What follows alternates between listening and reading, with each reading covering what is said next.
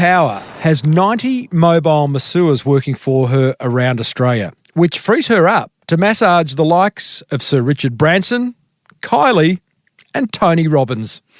It's a star-studded episode 477 of the award-winning Small Business Big Marketing podcast. Well, I said, welcome to a small business marketing show where successful small business owners share their souls to take your marketing straight to the lead. Now, here's your host, Mr. Timbo Reed. And welcome back to your weekly dose of marketing melodrama. I'm your host, Timbo Reed. You, infinitely more importantly, are a motivated business owner, and you are so ready to crank out some great marketing to build that beautiful business of yours into the empire it deserves to be.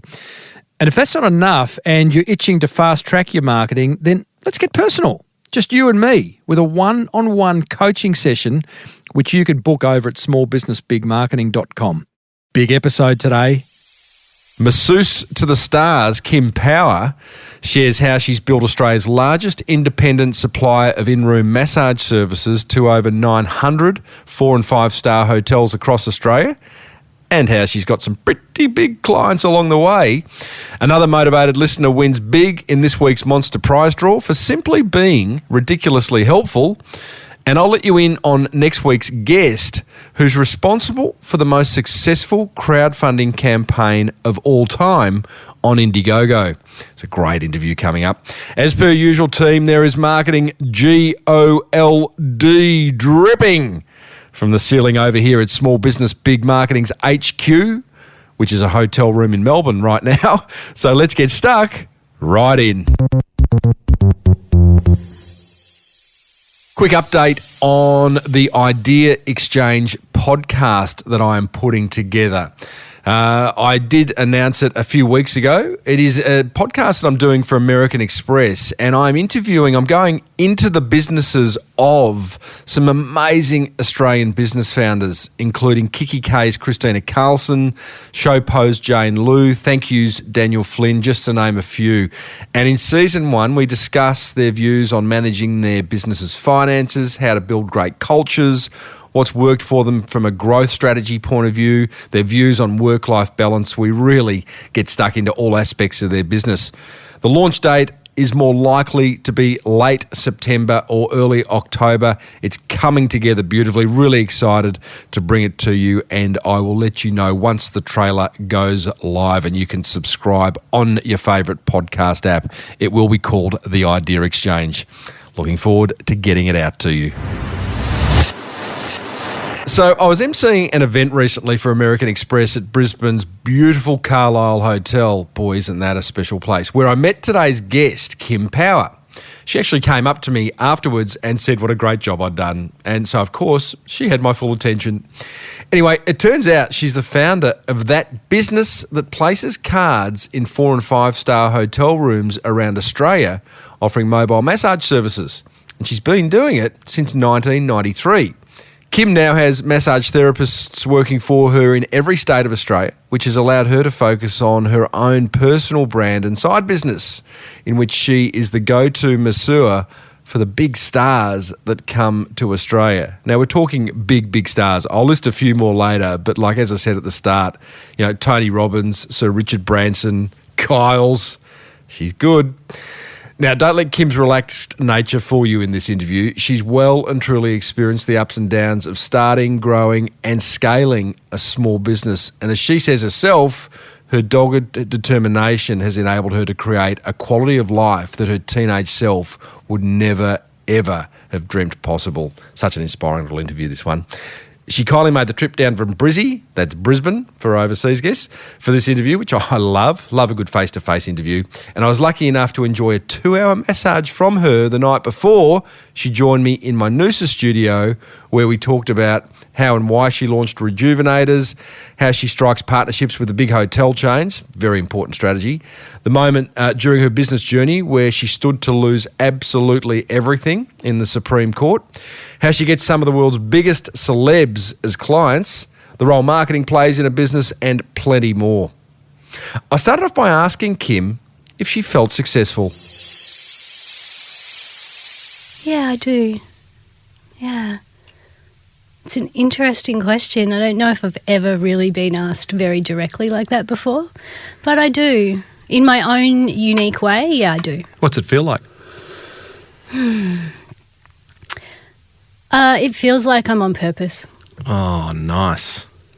How long has it felt like that? On and off over the years.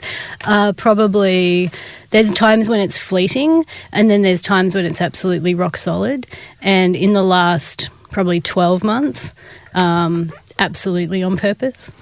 What does being on purpose feel like? It feels like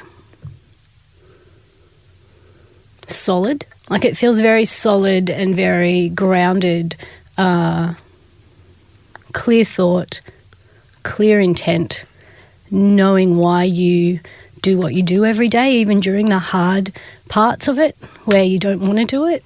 Yeah. Bounce out of bed? Yes and no. There's moments of that. And then, like I said, it's not this sort of joyous thing that's like every single minute of the day, every day. Like, even though I know that I'm on purpose and doing what I love, there are times when it's hard and you're tested. You're a very intuitive person. I guess you would see a lot of people who aren't on purpose. I get to feel it in their body when I'm working on them. But also too, when I do meet people, like you can tell, well, hold on, I'll take that back. I can get a good sense of that in the way of their energy, their brightness, just their way of being. Mm-hmm. So, yeah. Do you feel compelled to tell them? No. Or is it not your business? No. What? Not my business. Really? Unless they are inquiring. Yeah, not my place. Okay. Not my place. Even though you have that innate skill. Yeah. Okay. Well, you're on purpose because you've created a wonderful business called Rejuvenators. Mm. And when I met you a couple of weeks ago at that American Express do at the lovely Carlisle Hotel, wasn't that beautiful? Oh, it's gorgeous. You came up and said hello, and the minute you said what you did, I'm like, I know that business. Like, to me, that is iconic's probably too big a word, with all respect, but it's a business that it's like the hotel card where you can get mobile masseurs. I've seen it everywhere, and it's just been part of, because I travel so much. Yeah. It's like, wow, you're that person. I am that person. Yeah, you're like it's like meeting a little rock star. So, 1993, you had the idea. You're a hairdresser. Yeah. And you had the idea that maybe I'd just go and do something else. Mm-hmm. Why? All my clients used to come 20, 30 minutes early, and I had this huge following of hairdressing clients, and they would all get the scalp massage at the basin and just be so blissed out. They were like, oh my God, Kim, you should be a masseuse. And I didn't even know what that was at the time. So I went and studied and fell in love with it, and the light went off for hairdressing and on for massage, and as they say, the rest is history. And was that simply at that time you became a masseuse, a solopreneur, going around mass? Did you have a retail presence, or were you mobile from day one?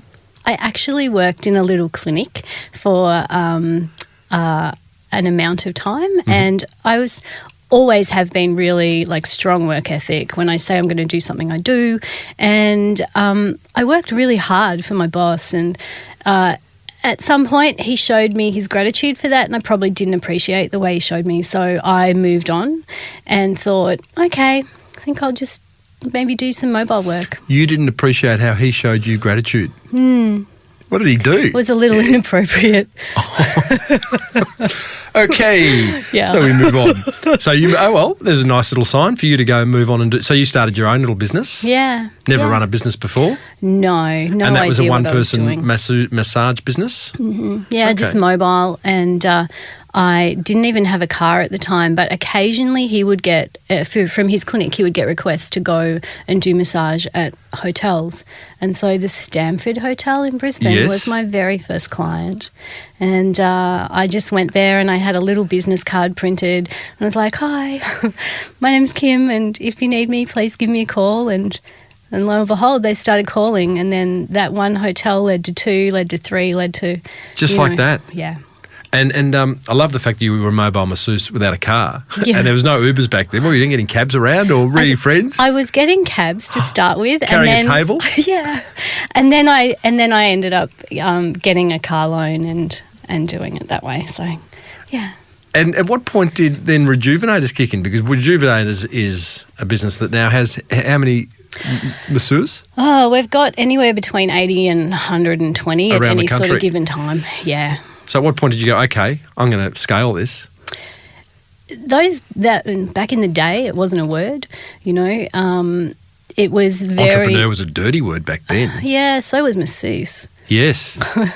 But what happened was I just started to get so busy and I was working so much that I thought, I'm letting people down and I don't want to do this. It's like my job to help them and I want to do that. So how do I do it? Well, I'll put on some of my friends that I studied with. And so I interviewed them, picked the best ones, and 1 turned to 2, turned to 3, turned to 4, and yeah, that's how Rejuvenators got born. And at one point I did do a workshop, a small business workshop, and it was like, don't brand it under your own brand name, because if you do, then how do you sell the business at some point? Under Kim Power. Yeah, Right. yeah.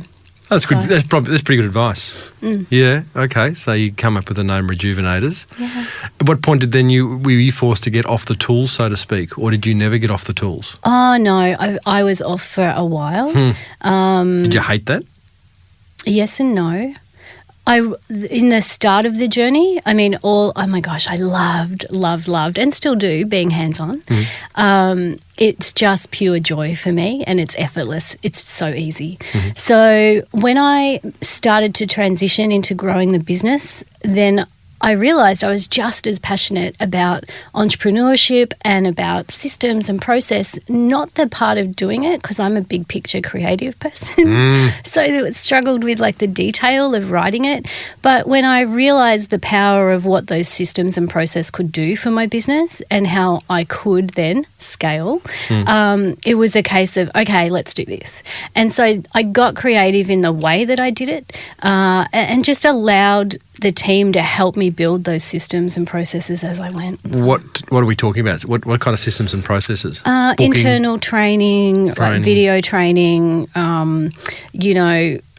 written procedure manual, all of the boring Did you stuff. say video training? Yeah. This is like the 90s. There weren't Yeah. even smartphones around. Yeah, like that sort of came a tad later, but in the very early times, it was just me in a room with my team, hands-on training them, going, okay, let's do it this way. Because I just thought everyone massaged like me. And what I very quickly realised when I started interviewing, most of them are terrible.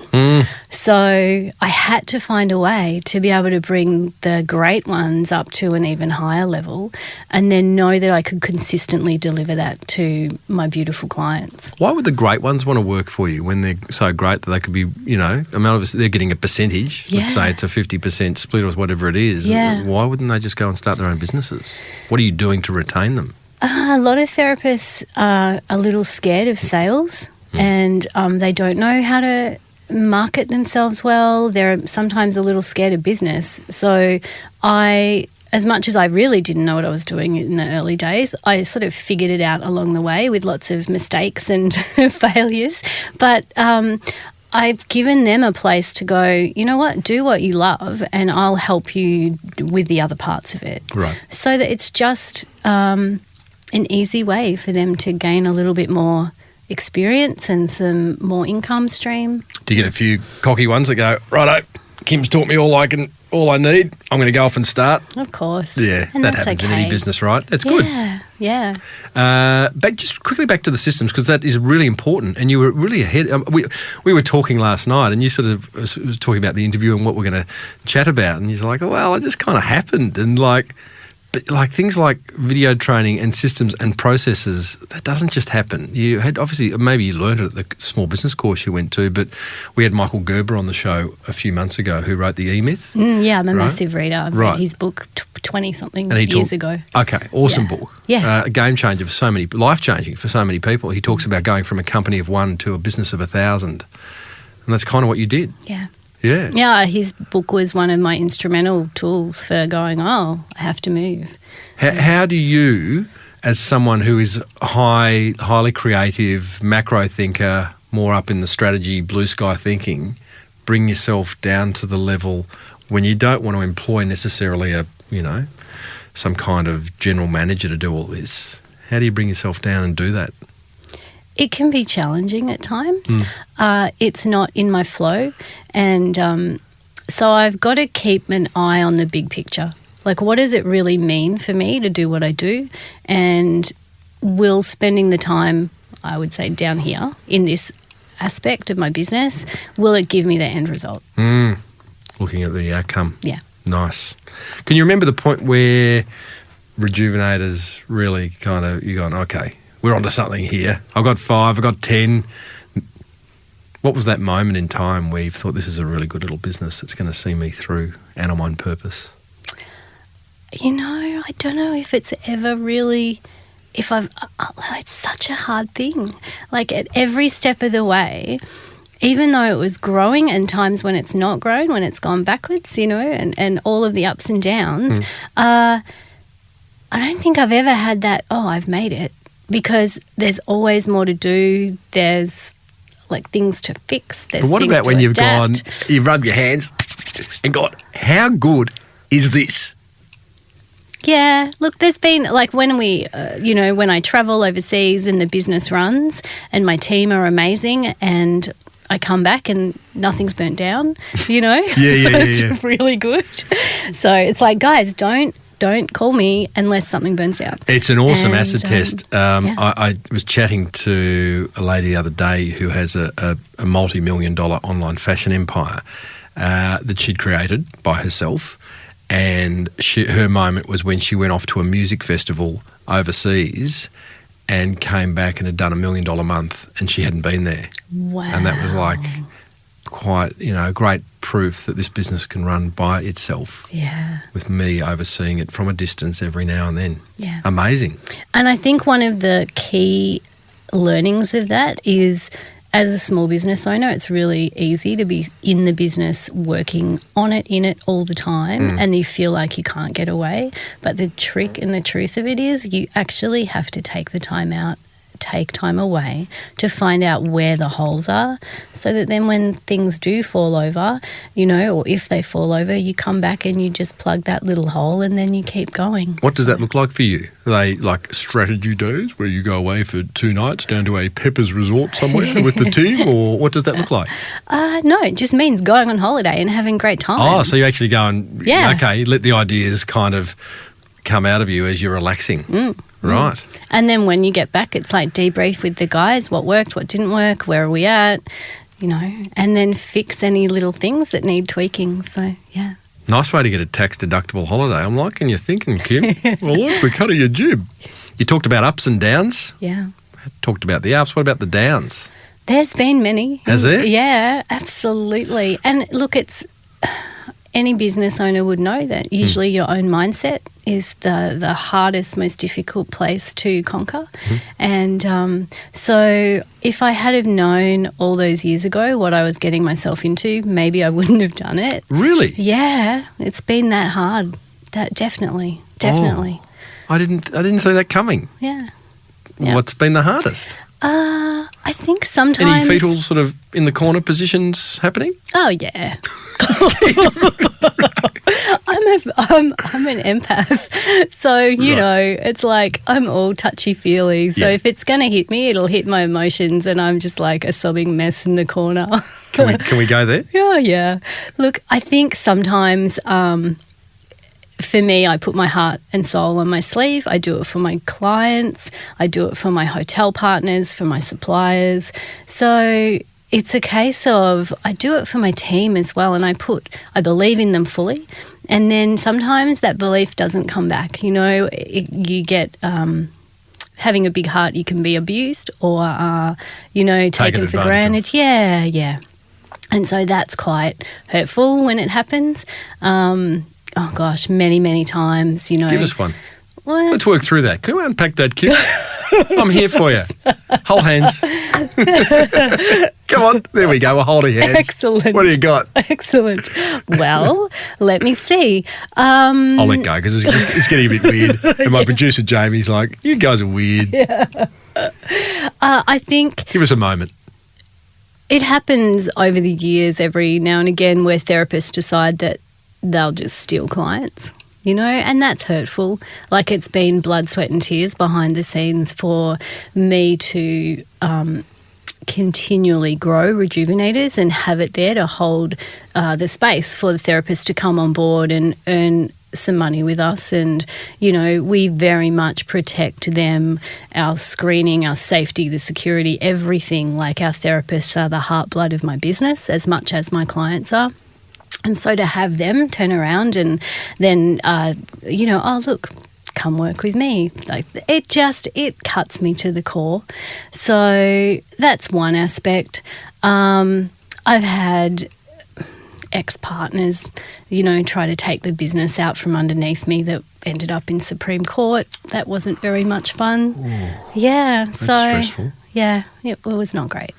So you've had business partners? It was my ex. Oh, ex as in lover. Life partner. Yeah. Wow. Yeah. Oh, okay. We'll move on. I feel like I'm digging up dirt here. Yeah, but, like it is interesting because, you know, as you say, it is mindset. Yeah. You're here to tell the story. Others might not have been. Where did you find where do you find the mental strength to go, okay, I'm now about to enter the Supreme Court and battle it out for the business that I gave birth to? Yeah, it was very challenging. And to go to a higher place where, I was coming from a place of, all right, let's just get through this. And rather than make someone wrong or hate them, like, there was a heap of learnings and lessons from that whole adventure. And truly, I think walking the talk is really important as a business owner, and for me as a healer, having to explore how did that come about. And for me, I didn't honour an inner truth that I'd heard probably years before and let that relationship continue when I probably shouldn't. Yeah. Wow. So, you've got to take ownership of the journey and do the work around it. And then from there you can grow and move on. Is forgiveness a big part of that? Yeah. Let it go. Yeah. And that's why I think, today so many business owners struggle with physical health or mental health, emotional health. And it's the one thing that I am super passionate about is supporting people with all of that. And as beautiful and amazing as Rejuvenators is, it is my joy, it's my baby. It's now grown up to be a teenager and an adult, thank goodness. But, it's the next step of my journey of birthing my personal brand and then working in that space now too, where I not only just work on the physical body, but I work with my clients on their emotional aspect, on energetic aspects, on lots of things to give them complete well-being. Yeah, it's as a really I experienced nice place. last night. Thank you. And a holistic approach. Awesome.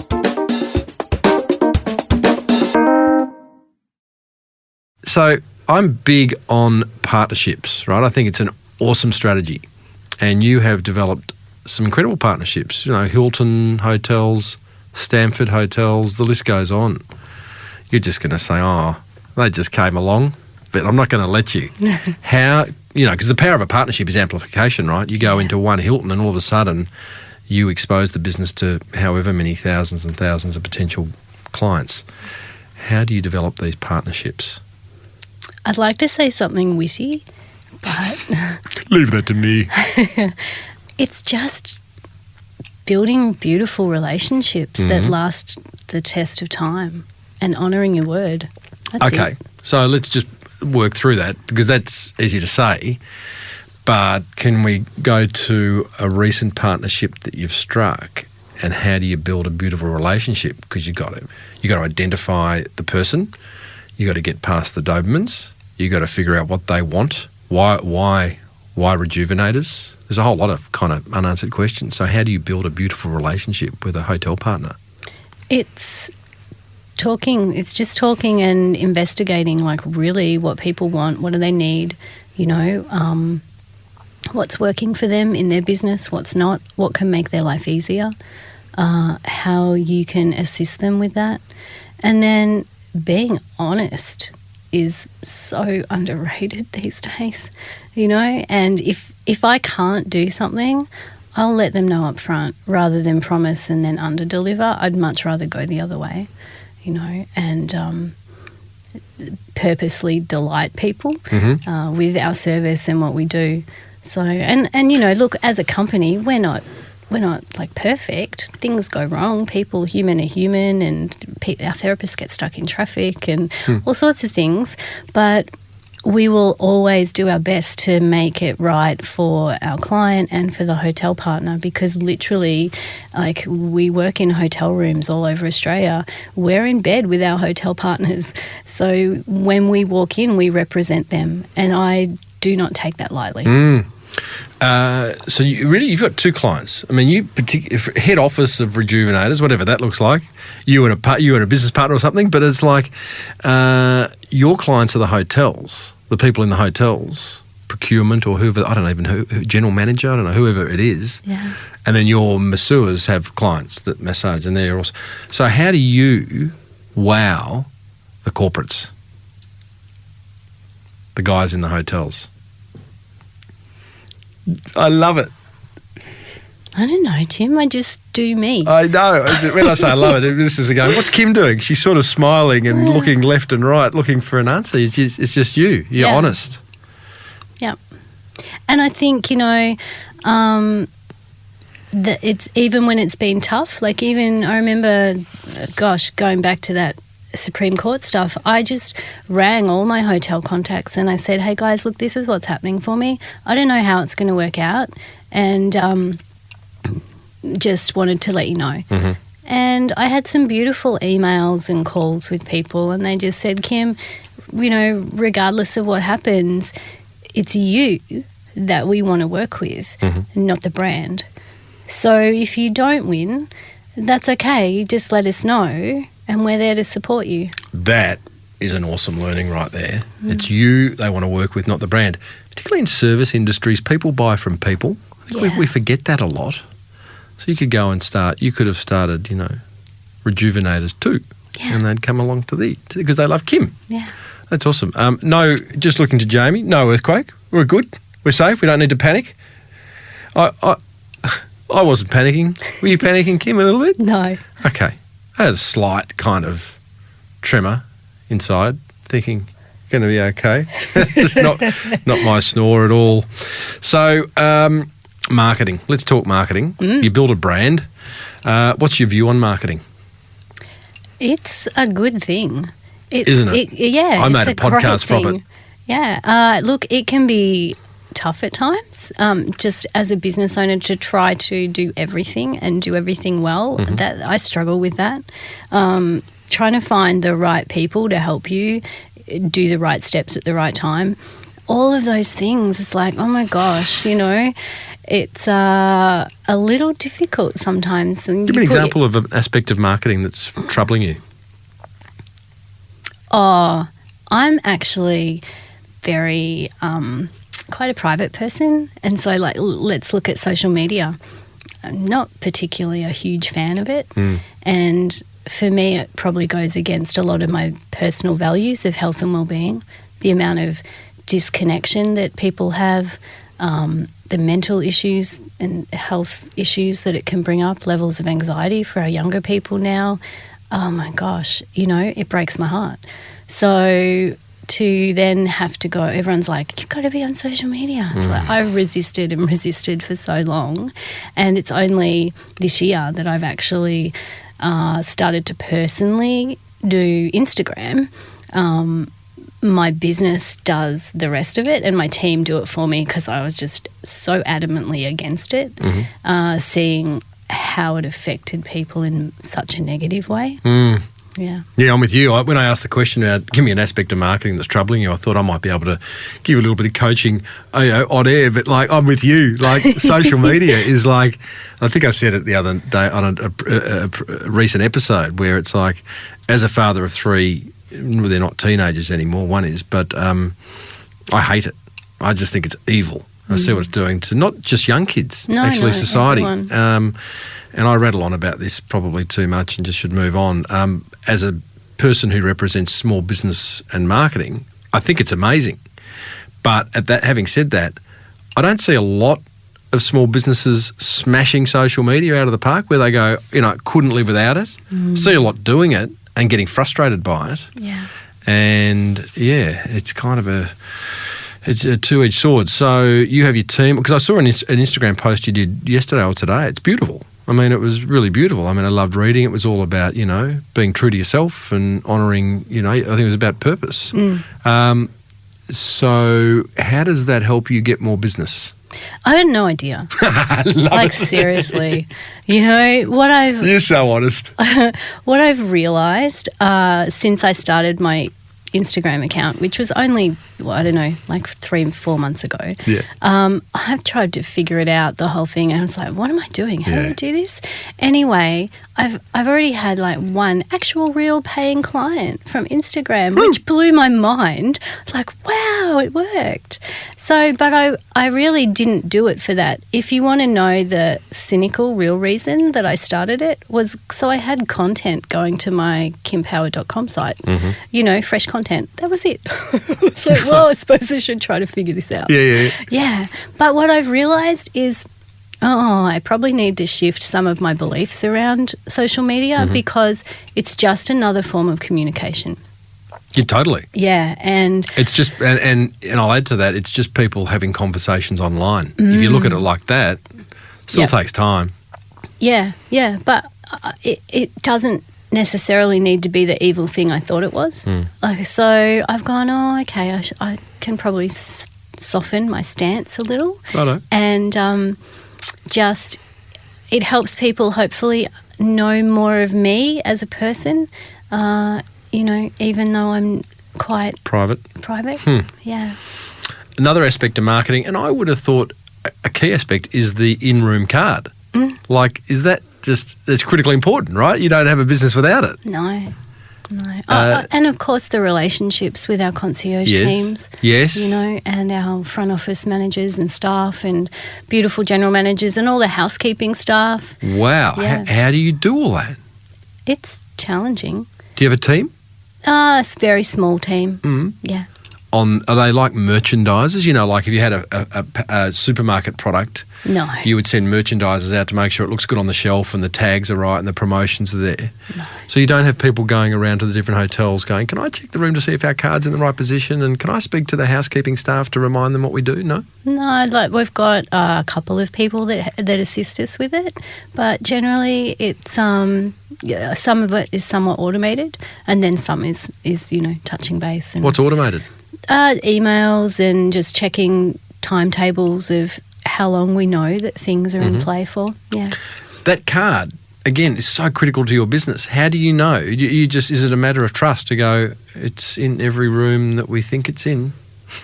We'll check at times. Right. Yeah, we'll check the statistics and just see what our numbers are doing. And we can see from our reporting every month who's really busy, who's quiet, what's happening, and just see anything that we need to zero in on and touch base with people about.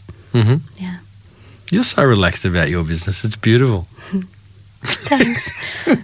It depends on the day, Jim. No, I got you on a good day. Well, you're up here in Noosa. It's gorgeous. You had a lovely meal last night. Yeah. The sun's shining out there. Yeah. Get you tomorrow. It's like, No, truly, my team are amazing. I couldn't do it without them. And they, whether it be my therapist team, my head office team, my call centre staff, they are brilliant at what they do. And, yeah, it all works. The actual setup of the logistics of the business, you have a call centre. Yes. Local or overseas? Both. Okay. Yeah. And how big is it? How many people on it? I've got 6. Right. Yeah, 6 call centre people. And And have you got it local to do sort of 9 to 5 and then they go home and the Philippines takes over or something? it depends. You know, we actually tend to run our Filipino team, our 2 full-time staff. We go to the Philippines, we do training with them. They've had massage from me, they've had everything, body scrubs, the lot. You got to do that. Yeah, and we love going over there. It's fun. It's another part of our holiday. Yeah. Yeah. So that's She did quote great. marks then with her fingers. Yeah. Holiday. Yeah. So that's really cool. And what we do is we know our busy time of the day when all of our clients ring in and want a booking. And so we just make sure that we've got the right amount of team members on, whether it be our local people here and our international team. And then, yeah, certainly sometimes really late at night, it might just be our international team, but not every day. Sometimes, you know, we manage the roster for all of our teams so that they've got a great level of work-life balance and they can have time with their families, things like that. What other marketing do you do? Get the word out there. Well, obviously, we've got the website, and then it's the relationship marketing. Yeah, okay. Yeah. Difficult customers. I imagine you'd have a few. Yes. How do you handle them? Very politely and extremely professionally. Yeah. So most of the difficult customers don't get to the end of our phone conversation, you know, or they don't get to the booking process. Right. So we very politely offer them a male therapist and they say, oh, no, it's okay, I'll call back. Oh, okay. So you're talking about those difficult customers. Yeah, what difficult customers are you Complainers. talking about? Oh, complainers. Bad massage. You know. You know what? Thought you'd be. We're very blessed. It doesn't happen a lot. It really doesn't. We're very, very. Our team are brilliant. The therapists are great. They love what they do. They care about what they do. And Awesome. at the end of the day, you know, it's hard with something like a massage because I could massage you today and you go, oh my God, that was amazing. And then I massage someone else tomorrow and they hate it. And it's like, well, what changed? So subjective. Yeah. Yeah, and I struggled with that for many years, being quite driven in my want to get it right mode of, well, how do I guarantee it? And I couldn't. So I sort of had to let go of some of that control issues, you know? Yes. And go, oh, all right, well, if I can't guarantee consistent quality 110% of the time across the board, what can I do? And that's why the systems and the structures and the procedures and the training and all of that played such a crucial role. So that allowed me to let go. Got it. And now you've got KymPower.com, which, by the way, is with a Y, K-Y-M, power.com, which is your own personal brand, your own personal website, and you're sort of positioning yourself as masseur, healer to the stars and VIPs of the world. And don't just give me a little, oh, yeah, like let me just reel off some names here. Miss Power, Tony Robbins, the Boss, Bruce Springsteen, Cyndi Lauper, Chopper Reed, no relation to me, Kylie, Lady Gaga, Sir Richard, Russell Brand. This is extraordinary. Now, I'm going to ask you to go into absolute detail about each one of those people, but first, yeah, good luck, Tim. Yep. How do you get clients like that? Again, you know, it goes back to really honouring what you do. And for many years, I would never, ever, ever put that list out in the public domain. I was surprised to see it on your website, I must say. Yeah. Yeah. And it's only through multiple business coaches, mentors and marketing people going, watch them. Kim, my God, you have to let people know who you work with. And I'm like, well, I don't know, they're just a person. You know, when I go and work with them, they're lovely, they need me, I do a great job, I leave, done, job done. I don't want to do the wrong thing and, you know. Okay, let me ask, because you're avoiding my question. So 6 months ago, I have a guy on the show, Steve Sims. Yep. He's got a client, his major client is Elton John. Does all Elton's parties, Academy Awards dues, all that kind of stuff. and he talked about the process of how he got Elton John as a client. And basically it was about relationships and partnerships, and it was about recognising that with Elton, the big Doberman is Elton's husband.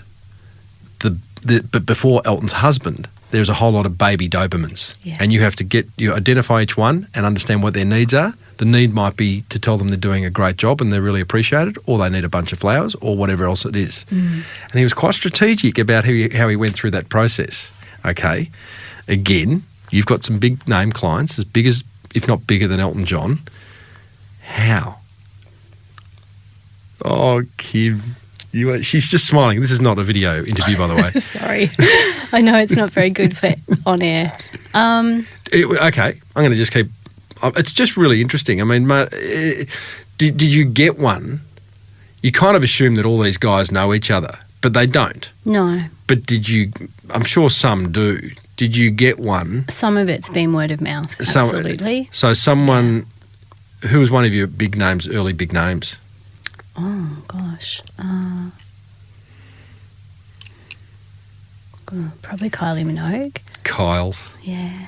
She'd know a few. Yeah. She goes back to London, goes, anyone, if you go to Australia, you must ring Kim Power and get fixed. Yeah.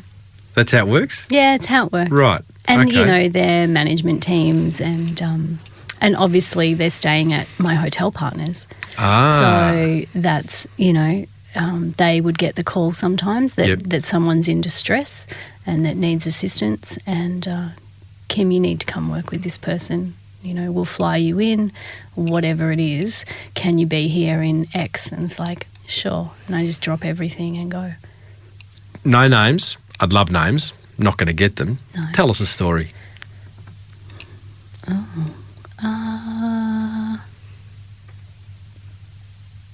I think one of the beautiful blessings that I have available is that when I get to work with these incredible people that are at the top of their field, I get to be privy to their inside life, and just seeing the level of dedication and commitment and their attention to detail. It might be 3 a.m, they've come off stage and they're doing a huge debrief with their PA, you know, in their hotel room, in the bedroom, and I'm trying to massage them or work with them, and it's like it's fighting between that I'm on and I have to do this, you know, and it's important. Like, it's that purpose for them too. It's where they are completely in their purpose and on track, and they want to give all to their clients.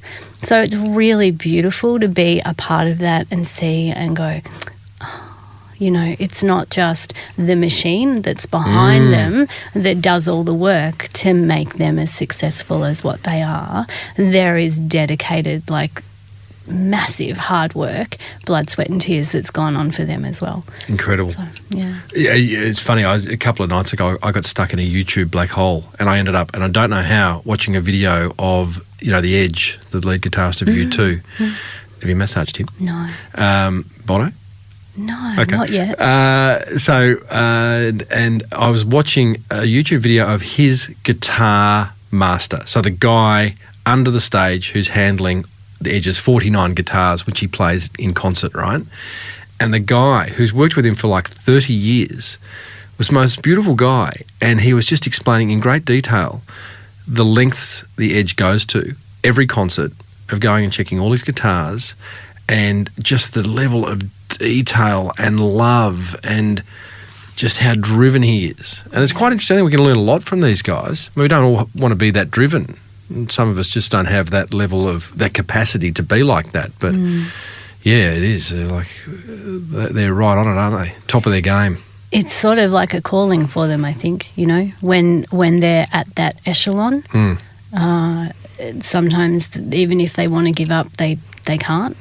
And that can be the team behind them, that they feel so indebted to everyone, you know, that they can't. And then mentally that can play a huge toll when they're physically, you know, having a hard time or emotionally having a hard time. So, yeah, it's nice to be able to support that. So why has KimPower.com decided to go the route of celebrities and VIP high performers as opposed to just giving it back to the average man and woman? Truly, like every single person I work with is a celebrity, whether it's a mum, a dad, an 18-year-old kid, just to get through today's... Podcaster from Noosa? Yeah. Stop it. Just to get through today's life and do it in a way where you're healthy and well and emotionally well, that's a huge deal these days. Where do you see KimPower.com in 5 years' time? Probably working from anywhere in the world. Nice. Doing virtual work as well as hands-on work. It's as powerful, if not better sometimes, than doing just hands-on. So I can work with anyone, anywhere now, which is great. What a great business. I'm loving that so much. Well, Kim, it's been an honour to meet you. Thank you. The chick who puts the mobile massage cards in hotel rooms. I finally met her. Yeah, best kept secret. I wish you all the best in the future. Thanks so much. Thanks for having me today. Pleasure. Well, there you go, team. Rejuvenator's founder and now masseuse to the stars, Kim Power.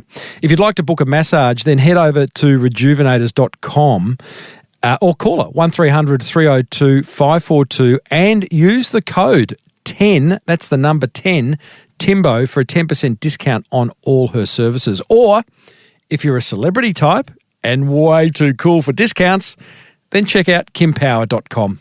That's what I do. Righto, here's what grabbed my attention from that very relaxed chat with Kim. Attention grabber number 1. I love the fact that she implemented systems and processes so early on in the business's growth, which clearly freed her up to get on with the business of growing Rejuvenators. Attention grabber number 2. I love the fact that Kim has clearly recognised that people buy from people as opposed to brands or businesses. And she's proved this by the fact that she could easily enough have launched a second iteration of Rejuvenators if she'd lost that Supreme Court battle and brought the majority of her clients across with her. That's a strong personal brand right there. And attention grabber number 3, I love how she's focused on building strong relationships with all the big hotel chains across Australia. Such a strong and powerful and effective marketing strategy. Well, that's what grabbed my attention. Whatever grabbed yours, be sure to block out some time and implement it. Come on down. It's Timbo's Monster Prize Draw.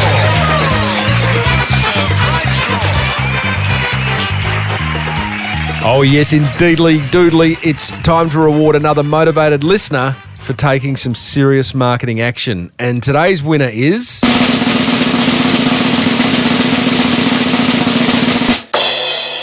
exercise physiologist Andrew Simpson of myhealthteam.com.au. Well done to you, Andrew.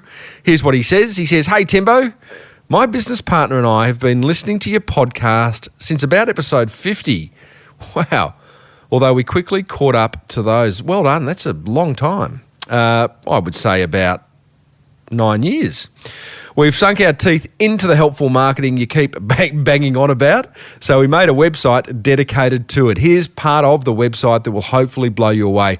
Yeah, it's really good, Andrew. For those wanting to have a look at a clever little knowledge centre that kind of answers the questions that this business's prospects and clients have, check out myhealthteam.com.au/injuries-conditions.